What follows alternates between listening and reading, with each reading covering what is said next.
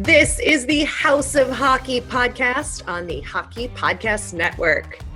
Hockey is more than a game, it's a lifestyle. It's you, the diehard supportive fans, your favorite players who are on the team you cheer for and the organization who supports them. The companies that make your gear, bags, and beer league sweaters. The hockey moms and hockey dads and everything else that makes this House of Hockey your home.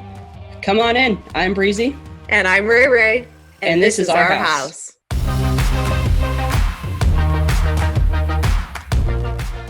Welcome to episode 25 of the House of Hockey podcast. This episode is sponsored by Playbook Products. Playbook Products is a really cool company who puts your favorite sports plays on any kind of product like coasters, posters, coffee mugs, backpacks, you name it. They probably have the product and they probably have the playbook play that you can put on it so you can relive your favorite moment or play with Playbook Products today. And go to playbookproducts.com. Tell them that Breezy and Rae Rae sent you from the House of Hockey podcast. Welcome to the episode. I'm Rae Rae. And I'm Breezy. And before we dive into a lot of topics that we have to get to, let's tell everybody who our guest is. Isha Jahromi, who is the co-founder of the Hockey Podcast Network, and he's also the host of the Soda Pod, which is all things, as you guessed it, Minnesota Wild talk. So we had him on to talk about both the Minnesota Wild season, running the network, how our Hockey Podcast Network got started, and Canucks as well, because he's from Vancouver. Yeah, and we talked a little bit too about, because you mentioned that he is the co-founder of the network. His business partner is Dylan, and we found out how Isha and Dylan had met. It's very interesting. I had no idea that you'll hear all about it. But anyway, so we talked to Isha about all things Minnesota, Canucks, the riot that was going on in Vancouver. He was down and around it. He wasn't part of the rioting, but he was in the middle of all of that. So yeah, and the network, you're obviously listening to us, but I don't know if you know who else is on the network. You're going to get the inside scoop, and it's so exciting. And we were happy to talk to Isha. He's such a good guy and really easy to talk to, really fun to talk to. And I feel like we just, need to have a beer. Yeah. Oh yeah. He's got lots of great insights on his team, and he's really committed to covering the team that he was covering this season, which was Minnesota Wild. And you'll very analytical. Yeah. Very analytical, which is good. You don't necessarily get that. I mean, we don't give super analytical, insights, but that's Isha not why does. You love us. Yeah. But Isha does, yeah. And speaking of exciting news, I am in Maine, as you all know, and Breezy knows, and I have a little connection here to the local access channel in the town that I'm in Maine. And they have generously agreed to air the video version of the podcast. So if you all didn't know, we record these episodes and put them on YouTube every weekend for you if you prefer to watch us. And the local access cable channel is now airing the video versions of the House of Hockey podcast. And so we're kind of a big deal in this one town in Maine, Breezy. One town in Maine. That's so insane. How do you feel about that? I've never thought that I would be on TV, first of all. I'm just not a big television host person, anything like that. So it's actually really cool, though. That's something that I never thought of. I can't wait for you to take a clip and show us. You all know I will. You all know I will. Yeah. Oh, yeah. And I can't wait until the next time I have to go to the grocery store in town, and then maybe somebody will recognize me, though it will be hard because we have to wear a mask, everywhere. But they might just be like, "Are you the house of hockey lady, and they might be like, where's Breezy? How's she doing today? How's life in Los Angeles? And yeah, And yeah, and maybe one day we'll have to give autographs. you never know. Let's put it Never out there. know.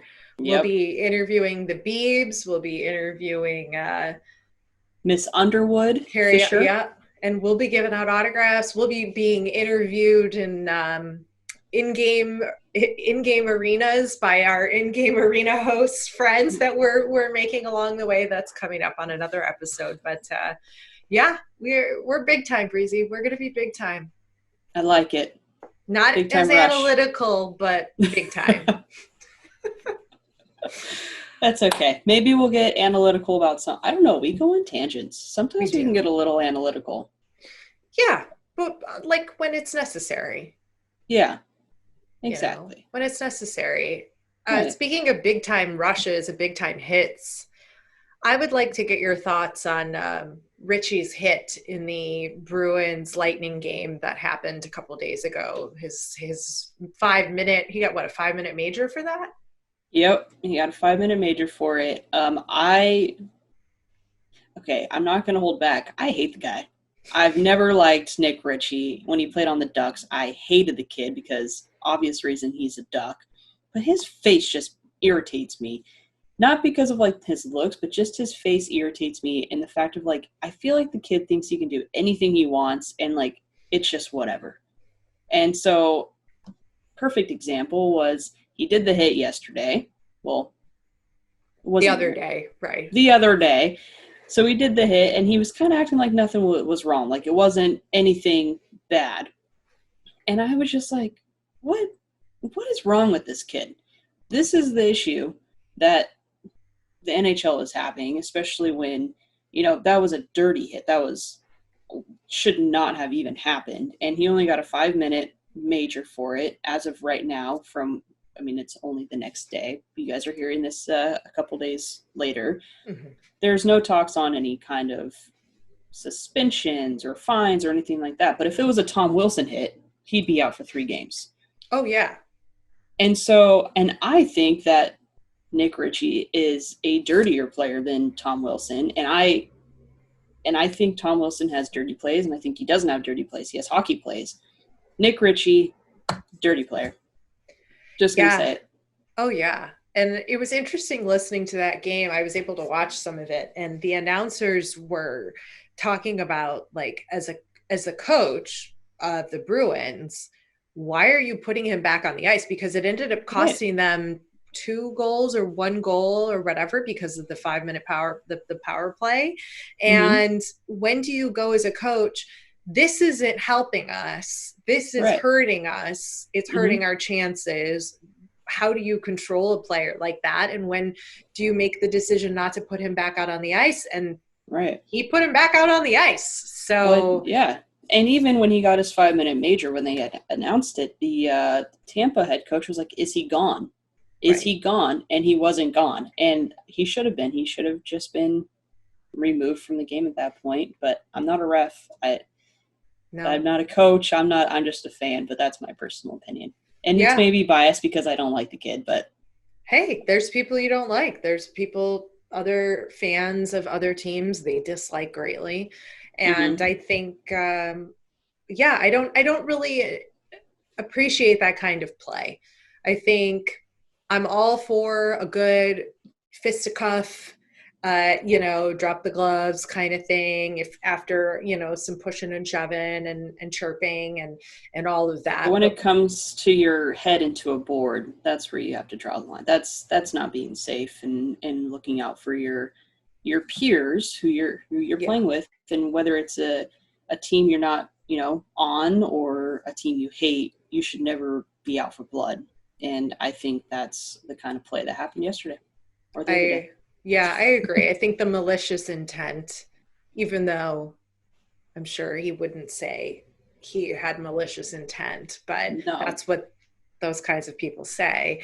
But I don't support that kind of constant, all the time, all the games, making those Mm-hmm. kinds of hits. It's just Right. not. I don't know. I don't think. And some will argue it's playoff hockey. You're going to have, which I totally agree. You have to have hard hits. You have to, be aggressive out there, fight for your teammates and whatnot. But I don't think That hurt them. checking checking That a hurt the guy, Bruins more than yeah, it gained anything for them yeah. based on And the he was score. he was so far away from the boards when he was hit No, in the first place. It's like, did you think you're just going to give him a little hippie and he was just going to bounce around like a little balloon? Like, no. no, You knew his head was going in, and it didn't look like he was diving to me, like to make his head go into the board. So, no. yeah, We don't approve. no stamp of approval there. No, no. But what we do approve of, or at least I approve of, is the NHL taking I guess the players and the NHL supporting the players' decision to postpone 2 days worth of playoff hockey games. That happened Thursday's games and Friday's games. They decided, in light of the Jacob Blake murder and shooting. He's a Black man. This happened in Wisconsin, and a bunch of the other leagues, the NBA, the MLB, even the NFL suspended or postponed practices for the day, and the NHL and the players got behind this movement as well and didn't play 2 days worth of playoff hockey. And I approve of this. I have thought a lot about this and have had a lot of discussions about, what does it really do if they just don't play for two days, But what it does, in my opinion, is it really it's getting people's attention. And it's a great way to show the fans and draw attention to the issue by saying we're not going to play. And I have to support the players, and I support the players' decision to do this as a fan. I think I have to love the players and support their choices, especially when it comes to important social matters such as this. This is a big deal. This is important. And this isn't, something that should be taken lightly. And so I support the players doing that. And there was a big press conference. I'm sure you've seen the photos of Revo, and I forget who else was there, but it was in the Western Conference teams, and all of the white players were standing behind the handful of Black players. As we've talked about, there's only 8, 9 in the league. I think so. Breezy. So it's a low number. It's And something, yeah, super low. we've talked about that before, but on a previous episode. And I think that's those kinds of images, those kinds of moments are things that the world needs. Yeah, I think that, doing what they did, they're showing their support for their teammates and their peers, and I think that's what you need to do. And like you said, by not playing, it's bringing light to a situation that may not be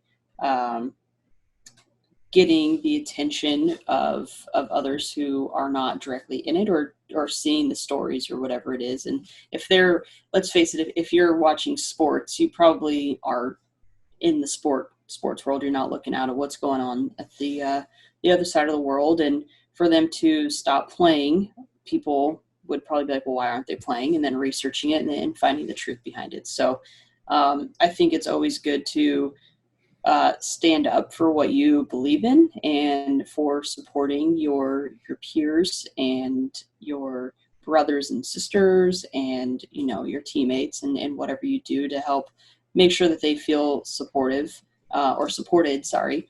And I think that's just the right thing to do to be a decent human. I agree. I think it's going to take, it takes big things like this, big actions from people to keep the movement of change. If you want to change something, it takes time. It takes a lot of actions, repeated positive actions. And a lot of people are going to say, this doesn't have anything to do with sports.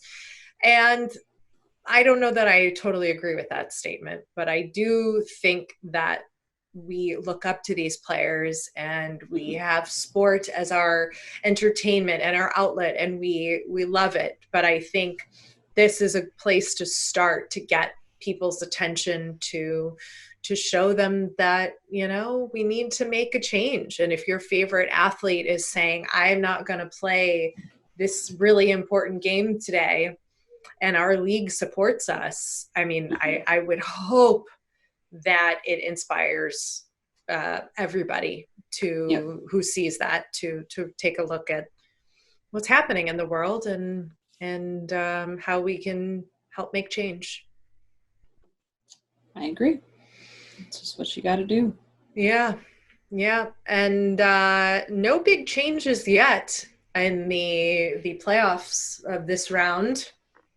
No, officially as we are recording this, though, there have not been anybody moving on to the next round. Though I think that the Mm, Tampa Bay uh, Lightning will have advanced by the time you're listening to this from when we recorded it. maybe But don't jinx it. Don't jinx it. you think you're a jinx. I don't think I'm a jinx. Okay, I'm not saying nothing. All right, don't say I'm nothing. just gonna sit down and I'm just gonna watch the games and not cheer for anybody. That's fine. That's fine. I'm very impressed with the Islanders. They've been playing really incredible.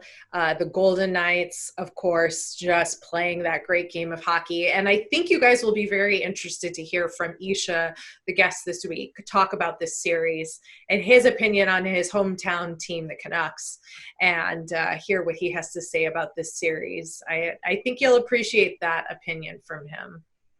I agree. And like we said before, he should gives pretty good insights on things, and he gets pretty deep into the Canucks world and the Wild world. Even though the Wild aren't in the playoffs anymore, Canucks are still kicking as of when we're recording this.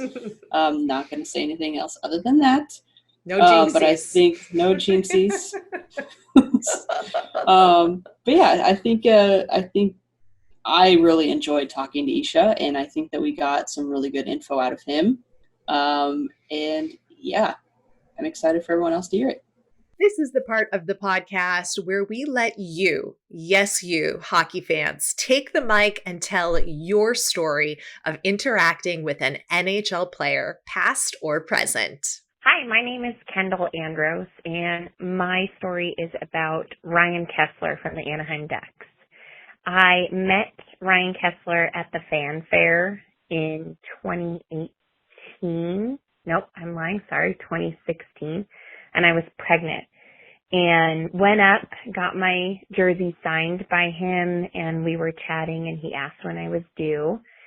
And I told him we were due in March and that we were naming the baby Kessler after him.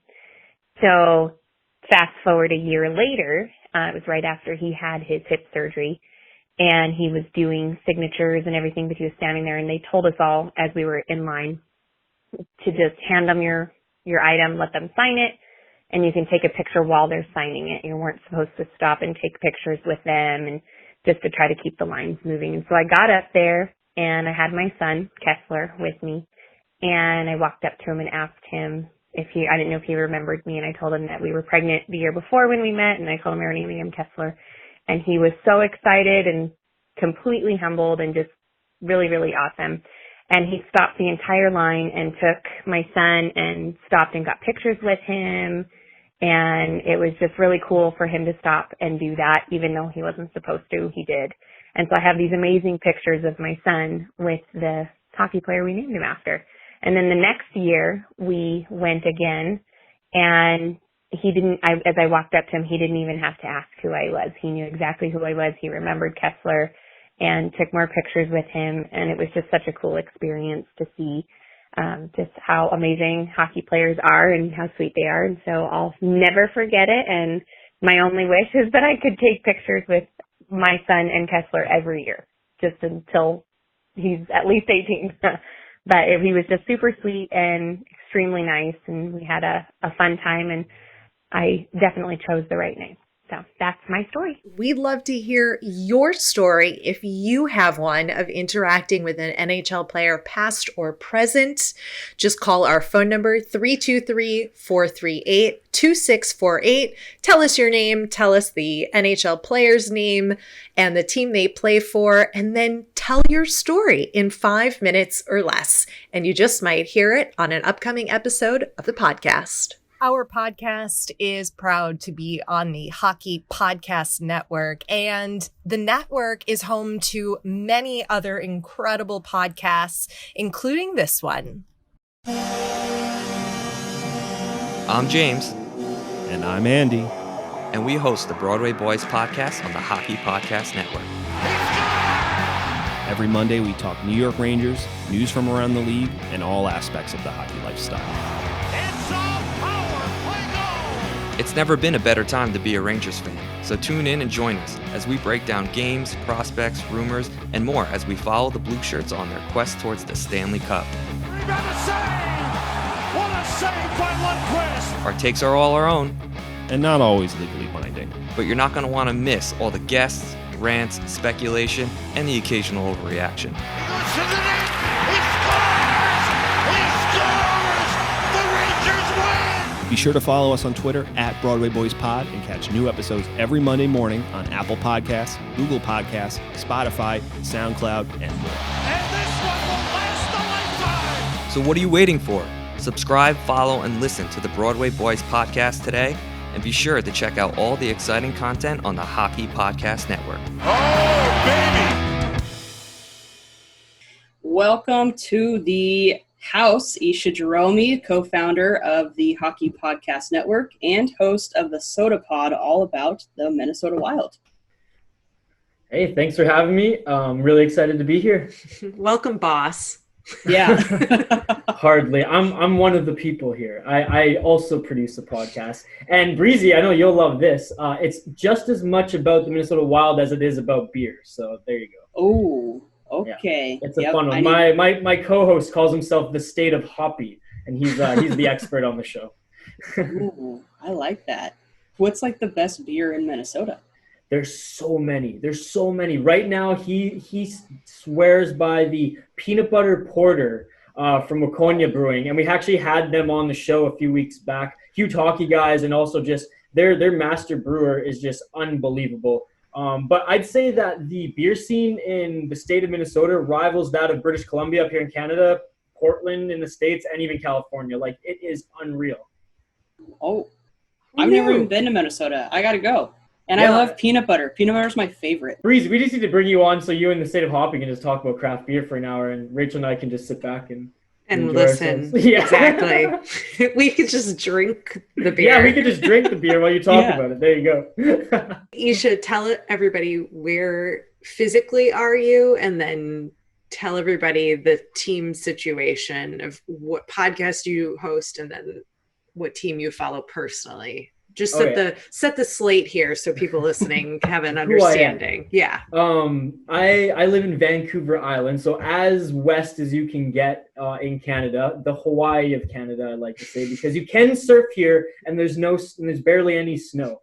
Though it rains like crazy because we're literally a rainforest. A fun fact to any of those nerds listening, much like myself, Return of the Jedi was actually filmed on Vancouver Island. The planet Endor literally was my backyard. So there you go. Vancouver Island, beautiful spot.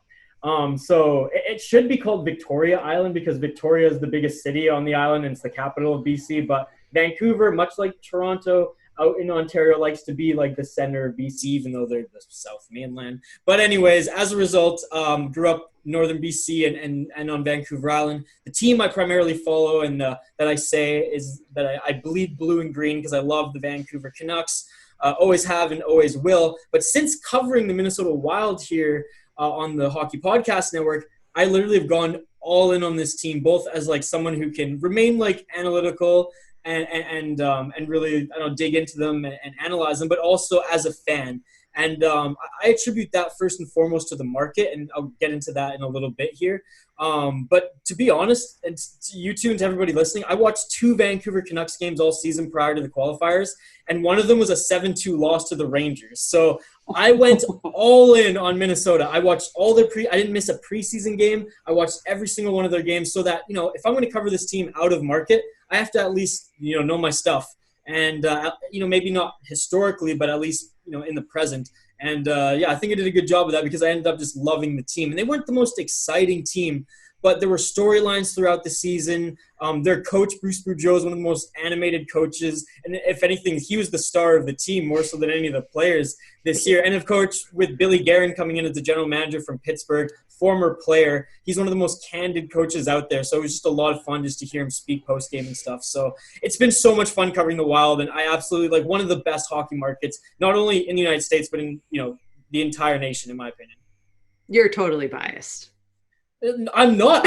I'm a Vancouver person. I'm supposed to hate the Wild. Back in, 2003, 2004, when Wes Walz just scored his first 5 goals ever in a series and destroyed the West Coast Express. No bias whatsoever. I appreciate the dedication. I mean, to go from not really knowing much about the team to going all in, I mean, that alone should make you want to listen to the Soda Pods. So there you go. Sprinkle in a little beer talk, some good guests. Try to do the best that I can while also managing a network. And last year I was also going to school and working full time, and I was in a long distance relationship that was an hour away. So it was a busy year to say the least. Jeez, wow, that's a lot. Talk about how the Hockey Podcast Network started. So it started actually, and I'll pull the curtains back a little bit more. It started out with a podcast that the co-creator Dylan Kaiser, who actually does a great job hosting the Stick Hungry podcast here on the network covering the San Jose Sharks. Him and his producer and former San Jose Sharks and Boston Bruin, Kyle McLaren, host that show. And they have a ton of fun, especially being out of the playoffs and knowing that they've been out of the playoffs for so long. They have a lot of fun on that show. So Dylan and I, we've been friends since we were kids. We were in grade 7 together, went through high school together, but really bonded over playing ball hockey together. Street hockey is what it's called down south. We'd play ball hockey, especially in Vancouver Island when there's no snow. You can't go skate on your local pond. You go to your local box lacrosse court and you play ball hockey. So Wait, your local what across? Box lacrosse. So we play real lacrosse up here in Canada. None of that field stuff. But anyways. Wait, what's box lacrosse? It's basically it's lacrosse in a hockey rink with cement on the ground. So you can use the boards. You can use the boards. Yeah. Okay, got it. Sorry, I was I don't know what I don't know what that is. So basically, Hockey Troll's gonna listen. Lacrosse. Yeah, Hockey Troll's gonna listen to this and roll his eyes at me because he's a field guy and we've gone at it before. But anyways, okay, go ahead. Sorry. No worries. So Dylan and I bonded over just playing hockey in various leagues, and being friends in high school and whatnot. And it wasn't until after high school, a few years, where we reconnected, grew up listening to our local AM radio, a sports talk radio. Everyone involved in that radio station, we just fell in love with as kids, and they continue to stay there. The core, even to this day, some of the core members are still there. And it came to a point where Dylan and I, we turn on the radio and be like, man, every topic in their show we covered. Just talk, shooting the breeze over beers, or in this case, road trip to this camping spot. And we were like, man, this was about in 2015. We were like, we should do a podcast. This was before everyone and their dog was doing a podcast, which I'm grateful for now on the network. So many people to choose from and work with. But back then there wasn't a lot, and there was maybe 1 or 2 in the Vancouver market. So we decided, okay, we'll make a podcast. We might as well turn on a mic while we're talking hockey. He had a background in producing hip hop music and had a background in music production. So we had all the gear and the background in producing. So producing podcasting was so much easier than producing music, that we could bank content and bang out, editing so quickly, more so than just the average indie podcast. So we started one with Vancouver Canucks colors branding called the Stick and Rink podcast, which we just had a lot of fun, talking about hockey, Vancouver Canucks, and really pumping the junior and university leagues on Vancouver Island and on the mainland. There's only so much we can do with this podcast, with the resources we have, and we're not really going to monetize it. So what can we do to actually, make a business, make some money while putting in the effort and time into this? And we said, well, if we're not going to, instead of having one podcast, let's have 30 plus. And kind of the Hockey Podcast Network idea that Dylan brought forth was born.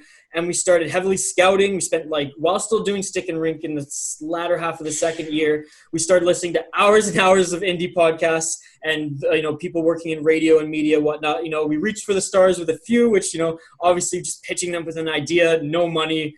and just kind of with our limited backgrounds, we couldn't sell a lot of them, but we sold a few people, and we built up a very good core, which again, as we finished up our scouting towards, closer to October when we launched last year, this thing was the real deal, and we got the snowball rolling, for lack of a better metaphor there. And ever since then, we've kept growing. That was the most important goal starting this thing, was to build a community, build a core, and then next year take it to the next level content, streaming and actual production wise. But in the meantime, I think everyone kind of pulled their weight, and it's been a fun ride. Yeah, we're having a lot of fun, and we love doing a podcast every week. And now, just so people listening who don't know a lot about the network, there is a team-specific podcast. So there's 31 podcasts for each. There's one for each team, right, on the network? Yeah. So there's and then there's an additional ones like outliers, like House of Hockey, that are more branded specific, right? Yeah, we call them the boutique line, actually. Oh. And you can actually thank Hockey Troll for that one. Breezy, we're on the boutique line. Exactly. He was fancy. like, you don't want to call them niche. He's like, niche markets? No, boutique line. So there you go. But no, that's just it. We have a podcast covering every market in the National Hockey League. And then that's kind of the base. It's like, so if you are a Chicago fan, if you're a Nashville fan, you can find those markets. If you want to veer in, say you like some of the other hosts that you hear appear on the podcast you like, and you want to veer off and check them out, you can do that as well. And then we're slowly starting to fill every sector of the hockey landscape, be it, lifestyle, be it hockey fights, be it, we have a music-based one that we just launched, the Bar Down Breakdown, where it's kind of, New York Islanders based, but very much punk rock based, and they get their guests to come and talk about the teams that they love, the players they love. One of their last guests just went off about Ron Hextall and his days playing the psycho goaltender he was for the Philadelphia Flyers. So that's been pretty cool. Obviously, Terry Ryan, one of the best storytellers in all of hockey. If you are a hockey fan of one particular market, you'll find that on the network. And if you want more, not just team specific, you can find that. Actually, I guess it won't be tomorrow when this podcast launches, but go back and listen. On August 28th, the Friday, we launched the European-based podcast show, which we're really excited. The Europuck podcast, which will be available wherever you find your podcast as well. So I knew I was missing one, but there you go. Yeah. Well, it's cool too, because I feel like so many people are so drawn, like hockey fans are so drawn to one podcast in particular, which we don't need to promote here because everyone knows what I'm talking about. So when you are a hockey fan and you may not want to listen to that particular podcast, there's so many other podcasts that are giving you just as much information as that one is, if not more, and covers every single team. And there's so many great guests that everyone, kind of brings on. So, I love being a part of the network. I think that the network has so much to offer, and I feel like fans should know everything they possibly can know about it. So that's why we have you. So I brought you on. Thank you very much. It's very humbling to hear that. And we're so excited to have you two aboard. I mean, everybody who I talk to, all the NHL guys and gals, they're always like, I listen to every episode of the House of Hockey. I love their guests. I can't wait to go on. I was just actually talking prior to jumping on here with the Pittsburgh Penguins guys at Tip of the Iceberg. And I was like, say, sorry guys, I got to go. I told them I only had 30 minutes. And they had one more question. I dragged it on a little bit because I'm verbose, if you haven't heard already. And they were just like, so why, what do you got going on after this? I'm like, I'm jumping on the House of Hockey podcast. They're like, we love them. They're awesome. Listen to them all the time. You're doing great work, and it's so awesome. And this is a perfect segue and a connection to what I was saying about this being a community, being a network. The only way that we connected, Rachel, was through Bayou Benders, who's at the time wasn't even doing Habs work, was just kind of our fill-in guy for making the rounds on the network, carving out a niche respectfully for himself. And he was the one who's like, hey, I've been talking to this woman on Instagram. I think she'd be a great guest. Timing just worked out perfectly. Yeah. We were able to hook up for a podcast hit, and just boom, House of Hockey was born. And it literally was that fast. Too good. Yeah, it's all been a lot of fun. We've had a lot of fun talking to a bunch of different people on the network and family, and we've been on a few different podcasts as guests for some of the guys, and on the stadium series and all of that. So it's been a great time. So many friends, like every person that we have had on the podcast, like I feel like we've just become almost instantly best friends with, which I think is the coolest thing, because outside of having the podcast, like we would have never talked to probably any of these people. And you learn so much too. I mean, this past week we had Greg on, and we learned about hockey in Australia and ice hockey in Australia, because it's different there. There's two types of hockey apparently. Just my roommate's Australian, and she's just like all about the playoffs right now. And exactly. She's like ice hockey. Which is funny, because Greg said that a lot of Australians are Canucks fans because that's the closest flight that people can go to Canada. That's so funny. She's a Canucks fan as well. And she just said, well, for her, she's like, I just love the angry whale. But yeah. So talk about the angry whale then, and tell us your thoughts on the season. You know, I know you haven't watched all of the Canucks games, but have you seen any of the playoff action, and how do you think they're going to do? Okay, so how do you think? Besides the Wild not getting into the first round of the playoffs, talk about the Wild second. I want to hear about your thoughts about the Canucks, since they're, active. Well, I think that they're really surprising everybody, and not to say that they didn't have the talent to do so, but it's, put it this way, I'm really excited that this young core, with more pieces around them and with hopefully Markstrom locked up for the future, that this team is going to be able to really make a dent and make a run sooner than I think we all hoped as Canucks fans out here, because the likes of, Quinn Hughes, Elias Pettersson, Bo Horvat, and Markstrom, that's such a perfect core that you probably can lock up at a price where you can build around. I don't want to say with ease, but realistically. And if the Vancouver Canucks can do that moving forward, I think this core is showing that they're so young. Quinn Hughes is 19, 20 years old, Pettersson's 20, 21, and they don't even have, men's bodies yet. Like, they're still very, they still look like high school kids out there. Now, Bo, he's 5-6 years in to his professional career. He actually looks like an actual man out there, and he's playing like one too, because he's a tank. So once kind of, these young players who, again, they're showing they have the capacity to win, which is outstanding. But if they, and they inevitably will just grow, take that next step, and have the experience of this playoffs and hopefully more to come, I think that this team is, where I thought was maybe like 4 or 5 years out from being like, a St. Louis, a Vegas Golden Knights, maybe, a 2-3. Yeah, so they're playing outside of their weight class right now, I think. The St. Louis Blues, they were a good matchup with. They didn't shut down Quinn Hughes, who was able to dominate the line and actually create play, especially on the power play. And let's be honest, the St. Louis Blues, though still the reigning champs, though still, a contender, they weren't the same team as they were last year. Mm-hmm. And, they were banged up. They didn't have Tarasenko. Jordan Binnington was not playing well. Mm-hmm. And I think the decision to start him in that last game was horrible as well, seeing if Jake Allen was actually, making some great saves and putting up some wins. So I don't want to say that, the Canucks had it easy in that series, but it was definitely a winnable one, in hindsight. With the Vegas Golden Knights, they got absolutely embarrassed in game one, and they got absolutely embarrassed in the second period of game two. So Vegas, I'm not going to sit here and pretend that they're, the Canucks are a better team and all argue certain points that, could make a case for them to win. No, the Canucks have no business winning this series, but if they do, because purely on their talent and on the backs of Jacob Markstrom, who hands down has been their best player in this series, because he's saving 40-plus shots every night. I'm sorry, they don't win any games in the St. Louis or Minnesota series without Jacob Markstrom playing as well as he did.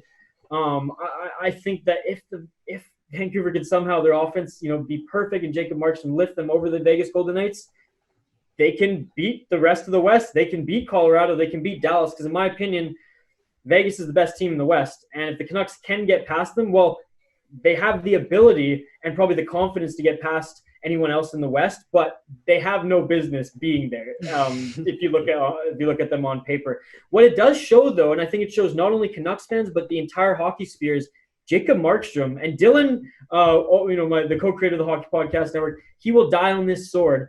Jacob Markstrom is a top 5 goaltender in the National Hockey League, and it is. Can I swear on this podcast? I can swear on this podcast, right? It is fucking showing it right now in the playoffs. Holy! So there you go. There's my little, Canucks fandom spiel. And everyone on the Soda Pod right now, because I've kind of bit my tongue all year and just talked Wild and pretty much pretended that I was a Wild fan. A lot of people actually didn't even know I was Canadian for the longest time, for the first 20, 30 episodes. Now my true colors are coming out because, the Wild, I told them I'm pumping the brakes on them right now until news, starts coming out again. A few fans have been geez, what is this, a Canucks podcast, man? Bring in some more Wild guests or something. So.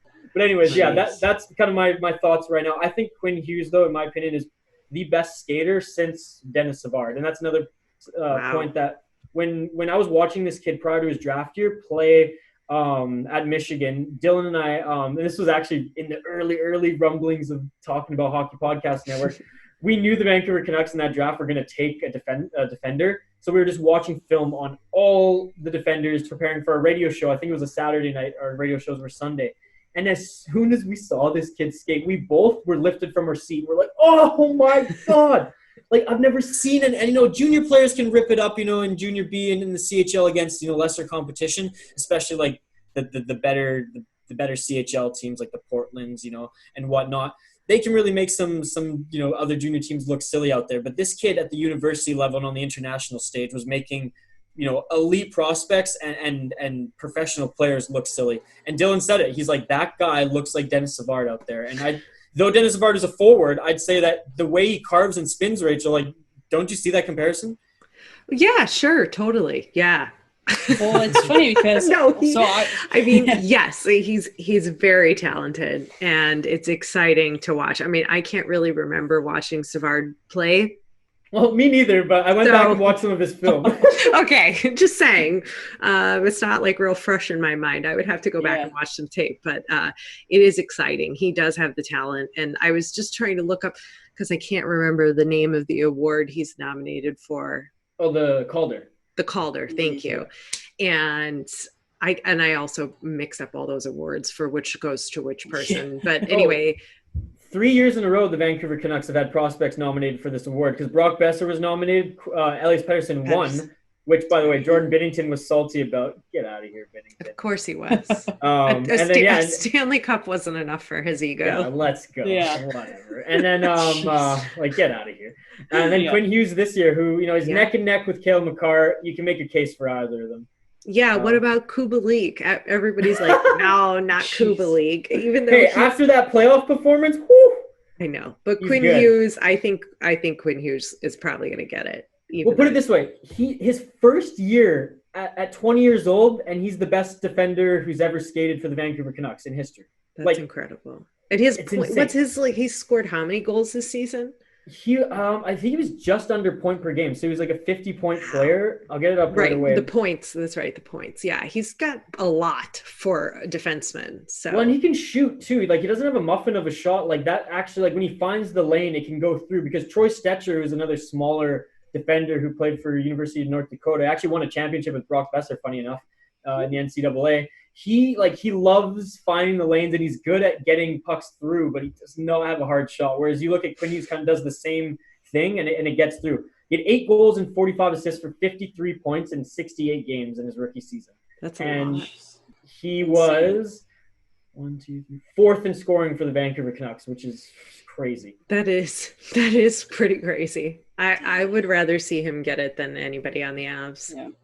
Yeah, me too. Well, it's kind of cool because when I took a trip to Toronto this past year, I was at the training facility that actually Quinn Hughes and Jack would play at. And I had a conversation with his mom, Ellen, when I was there. It was a quick little 5-minute conversation with Ellen because Jack was playing his debut against the Maple Leafs, the game, the first and only game I've ever been to for the Maple Leafs.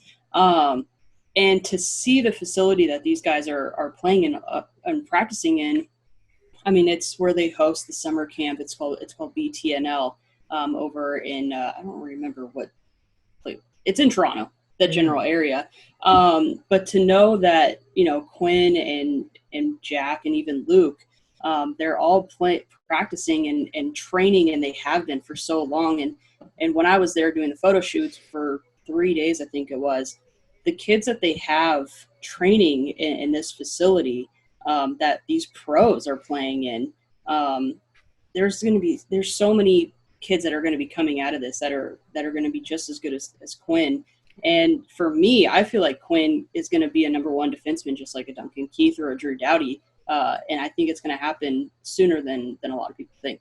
I think he is. Like he honestly, like, yeah, he makes a little bit of mistakes, and you can see, like, in this Vegas series. I mean, in game one, he was so down that, like, even Travis Green, the coach, had to go to him and say, like, it's okay. Like, we're all getting shit on here. It's not just you, kid. Yeah. Like, they planned against you. You know, be proud of that the whole team strategy was to take away you moving the puck at the line. That, you know, if anything, take that and run with it, you know, that you're 20 years old and, you know, that happens. So I think that you're totally right. He's going to become a superstar, but I think he's already the best and top defender on this Canucks team, you know, complemented by, you know, the likes of Chris Tanev, a more stay-at-home guy. But yeah, no, it's exciting times for the Canucks, and it's good because it's been a long time coming, and I take nothing away from the organization to try to get as much as they could out of the Sedins and pretty much not rebuild with them still in the lineup. I get that and I respect that, but it's been almost a decade since the Vancouver Canucks have really done anything, you know, since they made that Stanley Cup run. And as a fan and as, you know, a hockey fan, not just a Canucks fan here on the west coast of Canada, when the Canucks are buzzing, hockey is buzzing overall. There's more people out who just want to talk about the league, want to talk about the sport, even juniors. And it just kind of lights up the island and the cities whenever a team makes playoffs. Okay. Give us a little bit of a history lesson on Vancouver and the riots. Oh no. About the Canucks. Because, like, there are probably some people who, like, have a vague sort of idea about, like, yeah, they just riot, you know, when they lose. So, you know, I'm sure you're not like, wrong. Right, because it happened when it was so sort of just the short version of that backstory for people who don't know anything about the Canucks. So 1994, the Canucks lost to the Rangers in game 7 in MSG in New York, and Vancouver rioted in Vancouver. It wasn't on as big of a scale as the one that happened in 2011, which I'll get to in a sec. So that was kind of the first infamous riot. It was the first time the Vancouver Canucks made the playoffs. And the story behind that team was they were kind of a ragtag team. Like, they're full of great players, you know, Jeff Courtnall. And you know, he's an example of one of those players who's kind of like a third liner, late bloomer, and, you know, really found a spot with the Vancouver Canucks and was like a point per game player. You know, Pavel Bure still on the team, etc. That team caught fire, and no one expected them to make that run that they did. So, the Vancouver Canucks market just went nuts. You know, this is their team they've been waiting so long for, and obviously didn't burn the entire city down, but burned a good chunk of the downtown core down 94. Fast forward to 2000. Go ahead. No, go ahead. Then I have a question. Fast forward to 2010. Vancouver, British Columbia gets the Olympics, the Winter Olympics, and for some reason they decide to riot on the first night of that. But that was contained. It wasn't that crazy. But that's something a lot of people don't know about. Just because hoopla, we got the Olympics, let's party, let's riot. Much smaller scale riot contained, done by the end of the night. 2011, I think that regardless of a win against the Boston Bruins, and this time in Vancouver, that people were gonna just tear shit apart and cause anarchy. And I saw that firsthand because I actually was there. I was downtown. I didn't go to the game, but I didn't go necessarily even to the viewing party where shit hit the fan post game. I found this little Korean tea house that nobody was in. Got them to serve us a couple beers and just told them to put the game on. I was like, "Can you put the game on?" They're like, "What game?" I'm like, the fucking Game 7, Vancouver Canucks and Boston Bruins. Put it on the TV, let's go. And they did. And so we actually got to watch the game in actually somewhat of a peaceful area, not just crowded neck to neck, which was okay. The game did not go well, obviously, and we left, I think it was like 5 minutes left, and started walking around downtown, a group of friends and I, and it was so weird. And this is how mob mentality is such an interesting, like, case study, is that it went from people, you know, strangers on the street crying, hugging, we'll get them next year, you know, screw the Bruins, it's okay, you know, they did the best that they could do, we still love Luongo, to one asshole lighting a cop car on fire, and it just went nuts. So I didn't see it per se, but I saw the smoke of it. And then people were jumping on cars. Then people were starting to breaking windows. And then we started to see more people just enter the downtown core who weren't there to begin with. Exhibit A, the van cab that I flagged down. People were like, I think a group of 4 came out of the cab, put on their balaclavas, whipped out their baseball bats, and just started, wreaking havoc. And so I look at the cab driver, and he's just in total like shock. He's like, "Where are you guys going?" We're like, "Horseshoe Bay, like the bay outside where the ferries are, so we can get back to Vancouver Island that night on the last ferry." And he's like, "Thank God, let's get out of here." And honestly, half an hour later, the city was shut down. The downtown core was shut down. They closed the bridges, and the city messed up. They really did. You obviously want to blame the people involved, and I'm pretty sure they actually finished arresting everybody that they had footage of through cameras and news choppers and whatnot. And they just didn't prepare. The city and the police did not prepare for the amount of high density viewing parties that there were scattered around the city, and the lack of law enforcement. It made for what happened, and they ultimately had to bring a tank in downtown and get everyone to scram. And it didn't. I don't think they got everyone out and contained it until like close to midnight. And unfortunately, I had friends who were caught up in it. Literally caught up in it. Some were hospitalized. Trampled on, beaten. I mean, it was an ugly scene. I was really lucky to get out when I did. And obviously, like that's something that I'll never forget. For the rest of my life. But why? Why riot? Why this like enraged feeling when they lose in that city specifically? Well, I think unlike, for example, like soccer mobs, for example, which are just so passionate driven, I think that this market in particular, half of it was like, those 10 years did it, we're going to do it too. Just a bunch of stupid people. And then I think, honestly, and because I saw this with my eyes, the rest it's psychology, mob mentality. Everyone else is doing it. You feel it. I didn't, but I saw with my own eyes. You feel it. You get caught up in it. And people like I'm pretty sure it was like I don't want to say it was the mayor's son because that may be incorrect, but it was like, it might have been like the dean of like UNBC or something, like a high like level person's son lost their scholarship and was arrested for lighting a car on fire, putting their jersey in the gas tank, and people throwing Molotovs around. Like, I think shit got insane. Like, people were looting. Like, the main strip of Granville was completely torn down. Like, and I think that, to answer your question, that's what it was. It was kind of a group of stupid people, really like kind of joking about it, being like, well, they did it in '94. Preconceived people being like, okay, they lost. Here's an excuse to come down to the downtown core and riot. And then others with mob mentality. Some people have asked me this, and I'll answer it, the same way I've always have. I think win or lose, Vancouver was going to burn that city to the ground. I think that people were going to riot regardless. From what I heard, even just on the ferry going over in the morning, where like there were just people just talking about it already, whether they were joking or not. So, well, like I'm trying to understand that. Me too, because people riot for like social justice issues and shit, and maybe like a corrupt government out in like, out east. My family, having Middle Eastern heritage, I'm dialed into like the politics that go on out there. So for me to watch this, it's embarrassing, quite frankly. It's like, it's not even, like I said, passion, like soccer fan passion driven. It's just a bunch of idiots downtown who are wanting to burn shit down, and then others, bystanders who get into that mentality, and it's unfortunate. Yeah. Breezy, do you have any insight? No, I mean, Thoughts?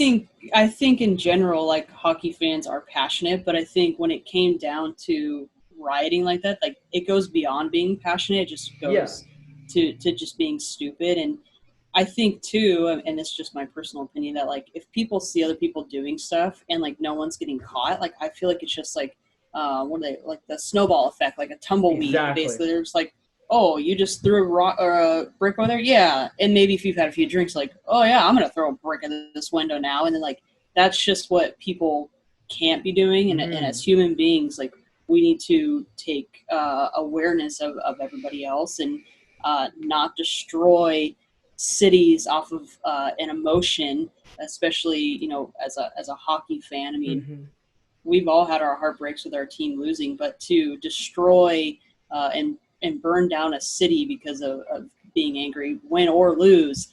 I think that's just kind of, I don't know, it puts almost like a bad taste in your mouth. But like I visited Vancouver for my first time going to Canada. I went to Vancouver for my birthday, and I fell in love with the city. Northern Vancouver is my favorite place in Canada to go. It is absolutely beautiful, and that's kind of when I was like, gosh, like this arena is fairly small in my opinion. I think it's pretty small, and to think that entire city was just overtaken by Canucks fans who are so nice, even though they were chirping me in French because I was wearing a Kings jersey at the time. They were playing on my birthday. So, but yeah, it's crazy. And I'm just glad they've kind of moved on from that for now. And I hope nothing happens this year or fingers crossed 3 years from now. Yeah. But you know what's crazy? And the last thing I'll say about it's our local radio stations. I subscribe to TSN because Sportsnet came in and actually took the rights from TSN and then poached some of my favorite radio hosts. So though I respect everything those at 650 do, and I don't chirp them anymore, I'm a TSN loyal. But anyways, some of the TSN guys were talking that the next day on the radio show, they were saying that they saw like national news because this made the national news and made international news even, that they were like, could you like, what is the family in like Beirut thinking? Oh, what's going on in Canada? Who's what dictator is fucking over people right now? Oh, it's a sporting hockey? What the heck is hockey? They play this on ice? Like that's that story that they talked about on the radio show. I was killing myself laughing. Just that, not because it was funny, just because that was the reaction. That was my emotional reaction to this, and being there and seeing friends and people I know, like one girl I know got beaten up and has a metal plate in her jaw for the rest of her life now because trampled on in a riot over a hockey game. So I know we've kind of gone down a dark path here, but like it's ridiculous. It's crazy. And as a Vancouver Canucks fan, I'm not going to suck up to those people in our market when I know that it did leave a stain on the hockey world in our market, and we got to do better. Yeah. And for anybody listening who has steered away from going to Vancouver for a hockey game, come to Vancouver Island instead. Go to Vancouver. I'm saying come to Vancouver like I live there. Go to Vancouver. It is a great place to visit. I've never been to the island, but I want to go. And I think that Canucks hockey should, grow beyond maybe their history of the rioting. So yeah, that's my 2 cents. New generation, I think they will. I think a lot less of a physically angry generation, more just an angry Twitter, which we've talked to enough shade on Canucks right now. We won't even get into Canucks Twitter because that's a whole other can of worms. Yeah. Plus, you got a young team. It's all nice. You got my boy Tyler Toffoli, the Cupcake Man. You cannot be. What a game he had mad. The other night. Oh my! He comes back, scores a goal, gets some assist. Oh, that guy. He is my guy. Love it. I love it. Yeah. You're going to have a new rivalry with the Kraken. So hopefully that'll take some of the rioting away and just create a new angst towards Seattle. Yeah, I hope so too. Someone that we could actually get all our anger out. We actually can have someone that we can hate. That's not just Chicago because they kicked their ass in the playoffs, or Calgary because they kicked our ass in the playoffs. Someone we can actually have a rivalry with. And I'm half American, and all my American family's in Seattle too, who are big WHL fans in Seattle and Winterhawks fans. Even some, make the trip out to go see Everett play every now and then. So they're all jacked that there's going to be a National Hockey League team back in that beautiful Emerald City. Yeah. All right. Give us your thoughts on the Wild this season and their performance in the play-in round. So roller coaster of a season, because the first 2 weeks they played like absolute garbage, where they're like their sixth defender was leading the team in points with 10 right out of the gate, and it was just like, is this what's going to happen? Zach Parise is a ghost out here. What's going on? This team is so old. They're so slow. I was freaking out. I'm like, this is the team I had to cover all year. And then they turned it around. and they started to buy in again to Bruce Boudreau's system, which, funny enough, did get stale, and they ended up firing him towards the end of the season, but the Wild kept playing well. I think a lot of it came down to goaltending, where Devin Dubnyk did not play like the all-star goaltender that he has been playing like for the last 4 years, and I want to take nothing away from the man because his wife was super ill with a life-threatening illness that she pretty much faced all season. So he was in and out of, well, the lineup. So sometimes he wouldn't even practice with the team. And as a goaltender, they're weird cats, right? You have to kind of be dialed into another level than every other player. You have to be watching film, in a different space, working with different coaches. It's kind of like, like the defense and the offense in football. It's almost like it is a completely different part of the game. And to be separated and then further separated with your mind somewhere else, your responsibility somewhere else, and physically not with the team for big chunks in and out of the year, I don't blame him for not playing well, especially with a team that really relies on structure. And if you can't buy into that and really, analyze it and practice it, it's setting you up for failure, because that's what the Minnesota Wild play. They're not a fast team. They don't have a ton of elite scoring on the team, but oh my God, are they a great structural team and great defensive team. If you actually look at the analytics, a lot of people say, oh, they're missing a top center. And I will say that they are missing a top center. Every team needs a 1C. But what actually analytically held them back was goaltending. Their backup was Alex Stalock. He played fine for a 1A. I'd say he rose to the occasion of being the starter in Dubnyk's absence. And they got to take a look at their young Kakkonen, who's playing their young Finnish goaltending prospect who's been lighting it up in Iowa of the AHL. So overall, I think the season was a positive one for the Minnesota Wild. Their first half, they primarily played on the road. I think 80% of their games they played on the road. Their second half, they played at home. Well, guess what half of the season they played better in? At home, winning 6% of the games the second half of the season, which got them on their run, which I think inflated the numbers a little bit because their shooting percentage was like way over standard, and their power play was clicking like crazy, which, against the Vancouver Canucks, they went like 0 for 7 every fucking game. So it just shows that maybe they they were drinking a little bit of the Kool-Aid there towards the end of the season. We're on a bit of a run. But I think that overall trade? Oh yeah, and trading Jason Zucker too. I think overall that trade was really good at setting up the Wild moving forward. It got them a fill-in piece in Alex Galchenyuk, who needed some new scenery. They got a draft pick, which is they're going to get next year.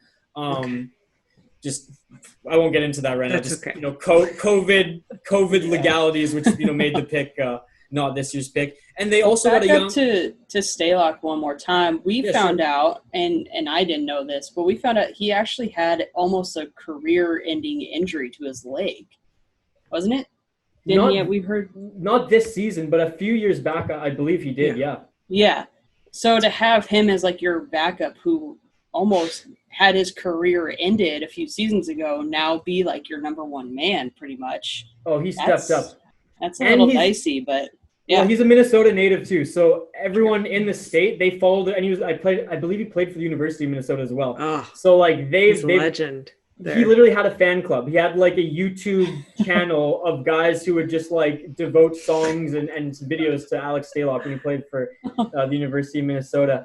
So yeah, it was a pleasant surprise, and everyone loves Al. And he was not the issue in the qualifying rounds. He played outstanding. He matched Markstrom in my opinion. To quickly go back to the trade that you mentioned, Rachel, I think it was a good trade for they filled in the open spot that Jason Zucker left. Zucker's they needed to get whatever they could for him, and I think Billy Guerin, being the new general manager, did get that first round pick that'll be next year, and then Cale Addison, a great defensive prospect, which the Wild have great defense right now, but they're not going to be able to pay all of them moving forward, so they're going to have to bring in some younger talent on cheaper contracts to kind of fill in the void there. So I think overall, like the general manager being a new GM, he didn't do a lot, but he did enough good to set his team up, and he's been very vocal post-qualifying that, nope, we're going to change up the goaltending. Yes, we're going to address the center position, and we're going to build around this young superstar winger that's coming from the KHL named Kirill Kaprizov, who's supposed to be the best player not in the NHL right now. Two-time KHL scorer, leading scorer, three-time All-Star team. first All-Star team. This kid's the real deal. And though he's not a centerman, they have two great wingers in Fiala and Kaprizov to build around. So I think overall it was a good season. Billy Guerin got to see what he had, and now he can kind of trim the fat and build the team how he wants. Man, is that not the best thing for a fan to hear? Is like the GM saying, we're going to fix this. We're going to fix this problem. We're going to fix that problem. Because I can tell you, as a Chicago Blackhawks fan, we don't fucking hear that. Yeah. And they say all the things that fans are like, are you kidding me? We should be doing this, And I don't know how Breezy feels about her teams, but God, what a gift for Wild fans to sort of hear the manager say, yeah, we're going to address the concerns, like bear with us. We hear you. We know our issues. We're working on it. And like, whoa, honesty, like that makes you not want to riot as a fan, right? Like, absolutely, it makes you go, okay, yeah, like hugs all around. Let's go wild. Well, and he's so awesome because as a player, and he was an American player as well. Actually, he was so good with the media. He was such a personality. Apparently, in the room too, he was legendary. Everybody loved him. He was the guy. Though he was an all-star. He was the one playing pranks. He was the one taking the young guys out to dinner. He was the one that on, for example, the fourth line voice. He loves bringing on like some of the old fighters and some like I don't know, like some of the basement stories that the vault stories you don't hear about in the mainstream. And all of them who played with Billy Guerin are like, this guy was just so much fun, and he's one of my favorite people. And he brought that personality to the general manager position, a position that's usually very, very like conservative, especially in the National Hockey League. And he, learned under Jimmy Rutherford in Pittsburgh as the assistant GM and general manager of Wilkes-Barre as well. So he's basically learned from the most candid older GM in Jimmy Rutherford, who has no filter at all. Unlike those in Chicago, I'd say Boyle in Nashville, and then the likes of Lou Lamoriello in Jersey, formerly Toronto, who you don't hear squat coming from him. Mm-hmm. Yeah. Yeah. Breezy, do you have anything else for Isha, or should we ask him our 2 questions? Oh God, I feel like I can talk to Isha all day long. I know. I'll have to come on for part 2, and we'll bring you 2 on the Soda Pod because this is so much fun. Yes. All right. So who is your favorite hockey hunk? Ooh, that's a good one. Man, it's between Lundqvist, Henrik Lundqvist, of course. Sorry, Joel. Lundqvist is definitely the better looking twin. Joel's probably like, me. Oh wait, Darn. And I mean, there's a few that I could probably list, but Tom Wilson, you got to go with Tom Wilson. You gotta, yep. Got to go with Tom Wilson. I mean, he's got everything. Nice eyes. Exactly, and he's kind of a shithead, but he's probably like a teddy bear, deep down. I don't know. He likes dogs. Yeah, yep. It seems like every NHL player likes dogs. That's true. That is true. We just talked about that actually. Yeah. Last week, it was like, what is it about hockey players and hockey fans? Everybody's dog people, not cat people, except for the few off ones. Can I put in an honorable mention for someone who's not in the league anymore, but who still is a freaking hunk? Of course. Teemu Selanne. The guy's got more hair than I do, and I'm 27. Yes, Teemu. And he's funny too. He's awesome. He's awesome. Funny. He's got a great personality. All right, who's your favorite hockey lady? Besides you two? Of course. Gets us every time. Everybody says it. We love the flattery though. We'll take it. Marie-Philippe Poulin. She's cute, and she is an amazing player that I'm awestruck every time I see her. And also Bridget Laquette. She played, I believe, with the Calgary team before the CWHL folded, and she also made the Olympic team, and I believe she was the first Indigenous woman to make the Women's Canada Olympic team. And she doesn't put up a ton of points, but plays a really sound defensive game. So I'd say both of those are my favorite 2 women's hockey players right now. Awesome. All right. Tell everybody where they can follow you and listen to you on the Hockey Podcast Network. Yeah, well, first, at HockeyPodNet on all social media. You can find myself at VI Sports Talk. almost at 1,000 followers, so help a brother out. And of course, the Soda Pod. We'll be doing 2 episodes every week. We live stream 5:30 Pacific time, 7:30 Central, every Wednesday and Sunday. And you can find us on any of the Hockey Podcast Network's pages. We'll be streaming through there. And you can find us at the Soda Pod. We have fun beer poll questions every week. We have fun hockey poll questions. And we're featuring more and more guests. And my new co-host, who actually was a fan, who used to just write in critiques. Being like, I liked this, didn't like this, agreed with this. I brought him on for like a fan segment, and we instantly just had chemistry. And I was like, man, do you want to do this? Like, do you want to come on full time? That's at State of Hoppy. Go give him a follow. And I really appreciate you two bringing me on. This was so much fun, and I feel like we could literally talk all night. For sure. Definitely. Well, thank you for coming on, and thanks for hosting us. Oh, my pleasure. Thank you so much. Like, you have no idea that this network, it would not be what it is without the host. It would not be what it is without the House of Hockey. So we really appreciate it. We wouldn't be here without you, so thanks. Thanks for coming over to our House of Hockey podcast and hanging out with us. We'll be back next week with a brand new episode. And in the meantime, you can follow us on social media. Just look for House of Hockey podcast. We'll be back next week.